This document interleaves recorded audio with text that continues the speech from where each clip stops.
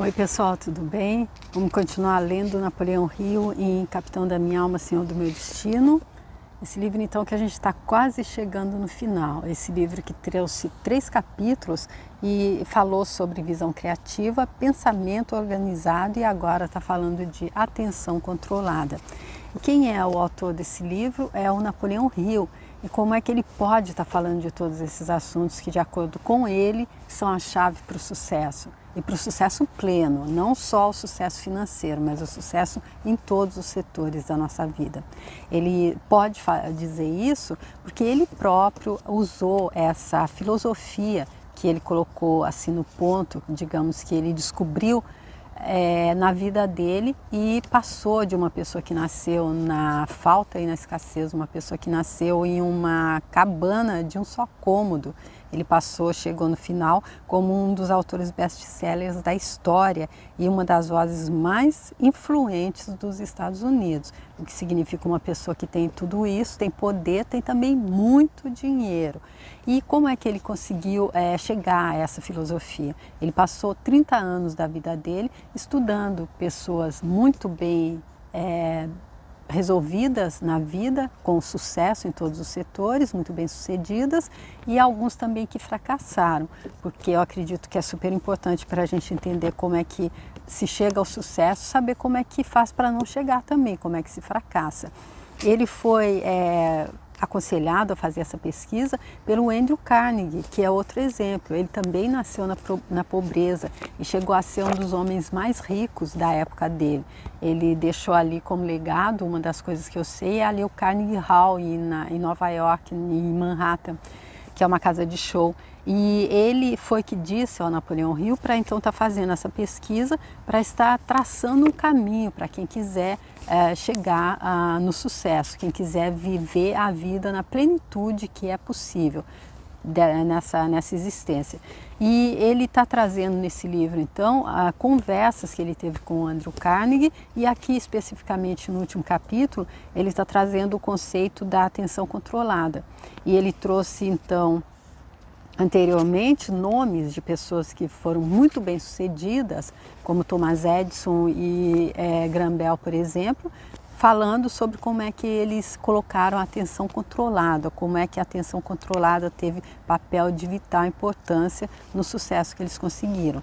E agora aqui no final, ele traz, eu acredito que seja o final desse capítulo, ele diz aqui que ele se esforçou para mostrar que existe uma diferença entre atenção controlada e concentração comum de esforços. Ele disse que a palavra-chave que define essa diferença é exatamente controle.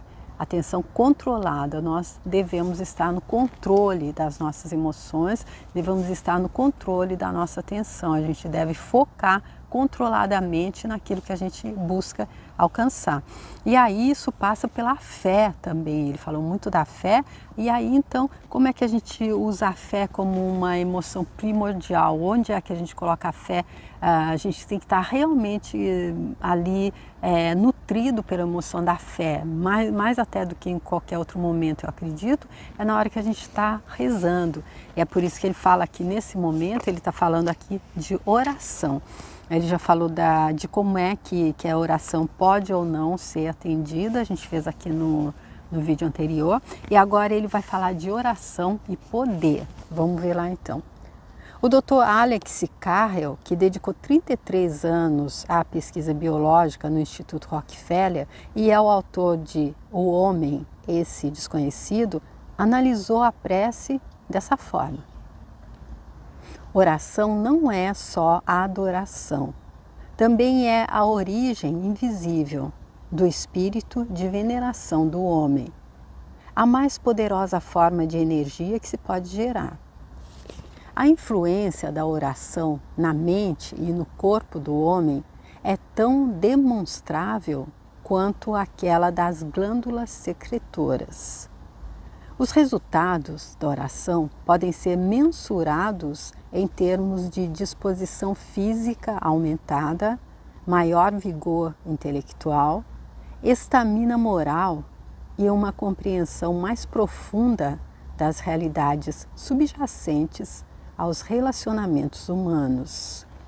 Aqui então a gente está vendo que é essa pessoa aqui, ele que foi o 33 anos, ele se dedicou à pesquisa biológica no Instituto Rockefeller, é ele que está analisando a oração e ele está falando aqui do poder dessa oração, olha que poder que ela tem, ela de aumentar a nossa disposição física, nos dá maior vigor intelectual, estamina moral e uma compreensão mais profunda das realidades dos nossos subjacentes aos relacionamentos humanos.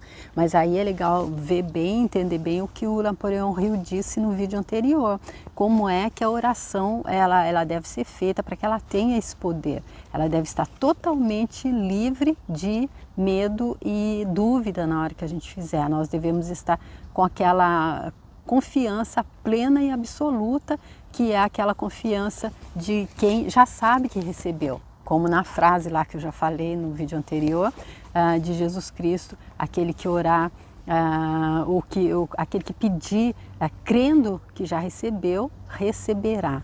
Então é esse o estado que tem que estar quando se fizer a oração, para que ela tenha todo esse poder. Se você adquirir o hábito da prece sincera, sua vida será muito alterada de maneira notável e profunda. A oração carinhosa, sua marca indelével em nossas ações e comportamentos. Não, desculpem, a oração carimba a marca indelével dela em nossas ações e comportamentos. A postura tranquila e o repouso facial e corporal são observados naqueles cuja vida interior é por ela enriquecida. Nas profundezas da consciência se acende uma chama e o homem se vê, ele se descobre seu egoísmo, o orgulho tolo, os medos, a ganância, os erros. Ele desenvolve uma noção de obrigação moral, de humildade intelectual. Assim começa uma jornada da alma rumo ao reino da graça. Então ele trazendo que a oração ela nos transforma, ela vai nos transformando, ela faz com que a gente se veja nas profundezas da nossa consciência, se acende uma chama e aí a gente se descobre, a gente descobre as nossas mazelas, descobre as nossas faltas e limitações e assim começa uma jornada rumo ao reino da graça. Porque é assim que a gente descobre, não é? A gente tem uma noção de obrigação moral, de humildade intelectual, eu acredito de estar fazendo aqui a nossa reforma íntima, não é? E aí a gente começa a trilhar rumo ao reino da graça. A oração é uma força tão real quanto a gravidade da Terra. Como médico, tenho atendido homens depois de todas as terapias falharem, removidos da enfermidade e melancolia pelo esforço sereno da oração. Então aqui ele quase dizendo que pode ser comprovado cientificamente, porque ele como médico, ele está dizendo que então comprova isso, que pessoas que não conseguiram então ter resultados com a medicina comum, então tiveram com a oração. Esse é o único poder do mundo que parece superar as chamadas leis da natureza. As ocasiões em que a oração tenha tido esse resultado dramático são chamadas de milagres. Mas o milagre constante e mais silencioso acontece toda hora no coração de homens e mulheres que descobriram que a oração dá a eles um fluxo constante de apoio na vida diária. Muitas pessoas enxergam a oração como uma rotina formal de palavras, um refúgio para fraquezas ou solicitação infantil de coisas materiais. Infelizmente, subestimamos a oração quando a concebemos nesses termos. Como subestimaríamos a chuva se a limitássemos a alguma coisa que enche os bebedouros das aves em nosso jardim. Compreendida de maneira apropriada, a oração é uma atividade madura e indispensável para o pleno desenvolvimento da personalidade. Então, aqui ele dizendo que há que se compreender a oração como de forma apropriada. Porque se a gente compreende, pensa que é apenas um monte de palavras, e se a gente também, eu acredito, faz dessa forma, assim, automática, só repetindo palavras, as orações conhecidas, já foi isso que o Napoleão Hill disse no vídeo anterior também. E se a gente acredita também que possa ser um refúgio para fraquezas ou para solicitação infantil de coisas materiais, nós não estamos compreendendo a oração de forma apropriada, de acordo com ele, pois a oração é uma atividade madura, indispensável para o pleno desenvolvimento da personalidade. A integração definitiva das mais altas faculdades do homem. Só na oração alcançamos aquela completa e harmoniosa reunião de corpo, mente e espírito, que dá à frágil moldura humana sua inabalável força. Então, de acordo com ele aqui, só na oração a gente alcança a completa harmonia da reunião entre corpo, mente e espírito, que formam um só. Então, é aquela coisa de estar tudo ali alinhado, não é? Ativado, alinhado e potencializado. Aí a oração reúne todos eles e potencializa ainda, o que dá a essa nossa moldura humana, como ele chama, a força inabalável. As palavras peça e será atendido têm sido comprovadas pela experiência da humanidade. É verdade, oração pode não devolver o filho morto à vida ou trazer alívio para a dor física, mas a oração é uma fonte de energia luminosa autogeradora. Como a oração nos fortifica com tanto poder dinâmico? Para responder a essa pergunta, reconhecidamente alheia à jurisdição da ciência, devo apontar que todos que oram têm uma coisa em comum. Então aqui a pergunta é, como a oração pode nos fortificar com tanto poder dinâmico? E ele diz que essa pergunta ela é alheia à ciência, então aquele campo ali que a ciência toma conta, então completamente alheia, porque ele deve apontar que todos que oram têm uma coisa em comum. As triunfantes hosanas de um grande oratório ou a humilde súplica de um caçador iroquois pedindo sorte na caçada. Ambas demonstram a mesma verdade. Os humanos buscam aumentar a energia finita, dirigindo-se à fonte infinita de toda energia. Então, ele dizendo que a gente busca aumentar a nossa energia, que é finita, nos dirigindo à fonte infinita de toda energia. Quando oramos, ligamos-nos ao inesgotável poder motor que faz rodar o universo. Pedimos que uma parte desse poder seja direcionada às nossas necessidades.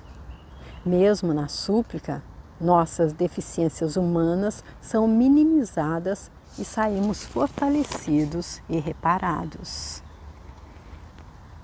Aqui ele dizendo então que mesmo quando a gente está fazendo essa oração em forma de súplica, a gente então consegue ainda assim que os nossos sofrimentos sejam minimizados e a gente sai mais fortalecido e reparado. Eu acredito que talvez a gente nem sinta, mas talvez se a gente não tivesse feito aquela súplica em forma de oração, a coisa poderia ter sido até pior. Eu acredito que seja isso. Mas nunca devemos invocar a Deus meramente para a satisfação dos nossos caprichos. Extraímos mais poder da oração quando a usamos não como petição, mas como uma súplica para podermos nos tornar como Ele. Olha aqui que legal, então, isso que ele está dizendo. Aquela coisa de não estar pedindo aquilo que a gente está vendo na nossa finitude. Como ele disse ali, nós que somos temos uma energia finita, nós que estamos de passagem, nós que estamos sob o véu do esquecimento, nessa realidade dual, do relativo, temporariamente humana. Então a gente deve nesse caso, não estar mostrando a Deus, olha, faz desse jeito e desse jeito. Então a gente deve estar pedindo mais para conseguir, para ter sabedoria Eu acredito para ter sabedoria para evoluir o máximo que a gente pode nessa passagem. E aí, como ele disse, para podermos nos tornar como ele, esse ele com um E maiúsculo. A oração deve ser vista como prática da presença de Deus. Um velho camponês estava sentado sozinho no último banco da igreja do vilarejo. O que está esperando? Alguém perguntou. E ele respondeu: estou olhando para ele e ele está olhando para mim. O homem ora não só para Deus se lembrar dele, mas também para ele se lembrar de Deus. E aqui eu acredito que seja mais até para a pessoa ora, mais para ela própria se lembrar de Deus, porque eu acredito que Deus não se esquece da gente nem por um segundo, até porque é Ele que está animando a nossa vida, não é? Como é que seria possível se esquecer dele próprio? Como a prece pode ser definida? Prece é o esforço do homem para alcançar Deus. Comungar com um ser invisível, criador de todas as coisas, sabedoria suprema, verdade, beleza e força, Pai e Redentor de cada homem. Esse objetivo da oração sempre permanece oculto à inteligência, porque linguagem e pensamento falham quando tentamos descrever Deus. Sabemos, porém, que sempre que nos dirigimos a Deus em fervente oração, mudamos para melhor de corpo e alma. É impossível que homem ou mulher ore por um só momento sem algum bom resultado. Nenhum homem jamais orou, disse Emerson, sem aprender alguma coisa. Aqui então ele mostrando que até aqueles mais céticos que possam acreditar que isso seja só para carolas, que oração é uma coisa que não é mais desse nosso tempo, que a gente tem tanta tecnologia, a gente pode resolver tudo procurando no Google. Então ele dizendo aqui que não, que a oração é sim um momento, ninguém jamais orou, segundo Emerson, sem aprender alguma coisa. Eu acredito sem receber alguma coisa também, quem sabe, um sopro ou de uma injeção de ânimo, pode dizer, digamos, no mínimo, não é? É possível fazê-lo em todos os lugares, nas ruas, no metrô, no escritório, na loja, na escola e também na solidão do quarto ou no meio das pessoas em uma igreja. Não há postura, hora ou lugar prescritos. Então a oração é aquela que a gente faz ali no coração, estando em qualquer lugar, como ele disse. Não há um lugar específico onde a gente precise ir para estar fazendo uma oração. Pense em Deus com mais frequência do que você respira, disse Epíteto, o estoico. Para realmente moldar a personalidade, a prece deve se tornar um hábito. Não faz sentido rezar de manhã e viver o resto do dia como um bárbaro. A verdadeira oração é um estilo de vida. A vida mais verdade é, literalmente, um jeito de rezar. Vou ler de novo porque eu não entendi aqui. A verdadeira oração é um estilo de vida. A vida mais verdade é, literalmente, um jeito de rezar. Eu acredito que deva ter uma palavra errada aqui, então, mas é desse jeito que está escrito. A verdadeira oração é um estilo de vida e a vida mais verdade é, literalmente, um jeito de rezar. Não entendi. Acredito, claro, a oração, como ele disse, tem que ser, não pode ser uma coisa só ali naquele momento. A gente sai da cama ali, se coloca de joelhos na frente do altar e reza ali um pouquinho, depois sai pela vida pisando em todo mundo, metendo os pés pelas mãos e vivendo como um bárbaro, como ele diz. Porque a vida, eu acredito que é isso que ele está dizendo, o viver a vida é a nossa atitude diária que pode ser tomada também como uma forma de oração. As pessoas que melhor rezam são como improvisações de amantes talentosos, sempre fazendo a mesma coisa, mas nunca do mesmo jeito. Nem todos são tão criativos ao orar quanto Santa Teresa ou Bernard de Clairvaux, que derramavam a adoração deles em palavras de beleza mística. Felizmente não precisamos da eloquência dos dois. Nosso menor impulso para rezar é reconhecido por Deus. Então aqui ele exaltando que Santa Teresa ou esse Bernard, eles eram verdadeiros poetas na arte de rezar, né? Faziam orações belíssimas, mas porém Deus ele entende que é o nosso menor impulso de oração, ele também vai entender da mesma forma, não precisamos ser poetas também. Mesmo que sejamos muito burros ou que tenhamos a língua coberta por vaidade ou mentira, nossas poucas sílabas de louvor são aceitas por Ele e Ele nos cobre com manifestações fortalecedoras de amor. Hoje, como nunca antes, a oração é uma necessidade agregadora na vida de homens e nações. A falta de ênfase no sentimento religioso trouxe o mundo à beira da destruição. Nossa mais profunda fonte de poder e perfeição foi abandonada, miseravelmente subdesenvolvida. Oração, a experiência básica do espírito, deve ser uma prática ativa em nossa vida privada. A alma negligenciada do homem deve ser fortalecida o suficiente para afirmar-se mais uma vez.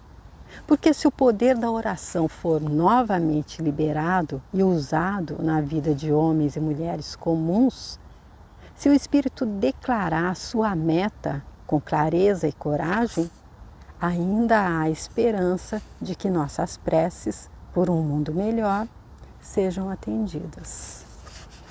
Aqui então ele concluiu que essa pessoa então aqui que foi o Dr. Alex Carrel, que passou 33 anos dele fazendo pesquisas biológicas no Instituto Rockefeller. Então é ele que está trazendo esse conceito do que ele acredita que seja oração.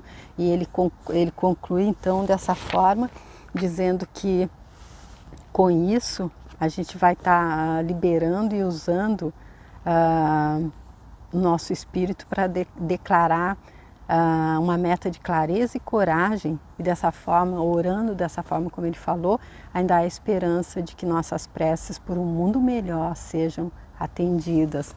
E aqui é interessante que ele está dizendo que é uma prece por um mundo melhor, então não é prece só para melhorar a nossa vida e aqueles dos próximos nós, é uma prece para a humanidade. E é assim que o Napoleão Hill então conclui essa parte das preces aqui no livro Capitão da Minha Alma, Senhor do Meu Destino. Eu acredito que ele esteja trazendo isso, essa parte também, exatamente para mostrar o que ele disse ali anteriormente da necessidade de se ter A fé é um dos pontos que ele traz aqui nesse último capítulo desse livro, que é a atenção controlada.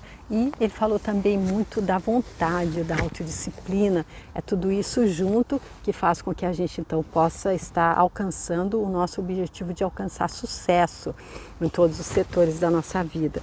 Porque é dessa forma que a gente entende, então, a gente busca então aquela conexão com a centelha divina, com a nossa inteligência infinita, que fica ali próxima à nossa consciência, ao nosso subconsciente, onde existe aquela fusão, então, e é ali que a gente consegue estar entregando o nosso, digamos, o nosso objetivo ali, o nosso trabalho, digamos, aquela finalização de tudo, o nosso desejo. A gente vai colocando tudo isso que ele deu, todos os princípios que ele trouxe ali, e é como se isso fosse nos impulsionando, fosse fazendo o nosso desejo e subindo até chegar ali no nosso subconsciente, onde há a conexão com a centelha divina, com a inteligência infinita, e é aquele poder que ele já citou algumas vezes no livro, que ele não consegue explicar de onde vem nem como é que ele funciona, porém que é ele que traz aquele gás que falta, aquele gás necessário para que o nosso desejo então suba, para que ou que desça, que se atualize na nossa realidade. Então eu fico aqui nesse vídeo porque na próxima parte ele vai falar de definição de objetivo, está quase terminando o terceiro capítulo, está quase terminando o livro, mas ainda falta alguma coisa.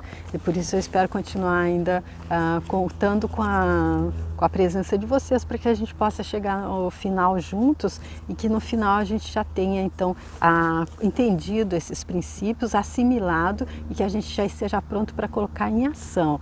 Porque ele disse e repetiu nos livros Pense e Enriqueça e também Mais Esperto que o Diabo, e repetiu nesse também, que ainda que a gente entenda, que a gente assimile a teoria, se a gente não colocar em prática, isso não se transforma em poder. Então, mesmo que a gente ore muito, eu acredito, se a gente não fizer a nossa parte, a gente não vai alcançar esse sucesso que ele está dizendo que é possível se a gente aprender então a dominar a nossa mente, pensando de modo criativo, organizado e atento. E aqui em tempo ainda, eu não falei no início, o título do livro Capitão da Minha Alma, Senhor do Meu Destino foi inspirado no poema Invictus, que é concluído assim: não importa quão estreito portão, quão carregada de punições a lista, sou senhor do meu destino, sou capitão da minha alma. E isso é possível desde que a gente então esteja sendo os observadores conscientes do nosso pensamento, que é onde tudo começa, onde começa ali a criação da nossa realidade. Então, gente, eu fico por aqui e espero que você esteja gostando, espero, se você gostar e quiser compartilhar esse vídeo com alguém que você acredite que também vai gostar desse conteúdo. Se você quiser deixar a sua curtida, quiser me mandar uma mensagem, quiser se inscrever no canal. Eu tenho lá também os outros 2 livros do Napoleão Hill, que são o Pense e Enriqueça e o Mais Esperto que o Diabo, e muitos outros livros ali também com esse objetivo. Eu estou fazendo esses livros no YouTube com o objetivo de que eu possa entender como é que faz para alcançar o sucesso e a plenitude, e que as pessoas que estiverem me acompanhando também entendam, especialmente se você não teria condição de estar lendo esse livro. Nossa, tem uma aranha fazendo uma teia em mim. De estar lendo esse livro, se você estiver sozinho, se você não sabe ler, ou se você é deficiente visual ou não tem tempo. Então o meu objetivo é esse, facilitar para você que esteja que se encontre em alguma dessas situações, tá bom? Muito obrigada por você que está acompanhando, e tomara que você possa continuar comigo para a gente ver como é que termina o livro, tá? Obrigada, tchau.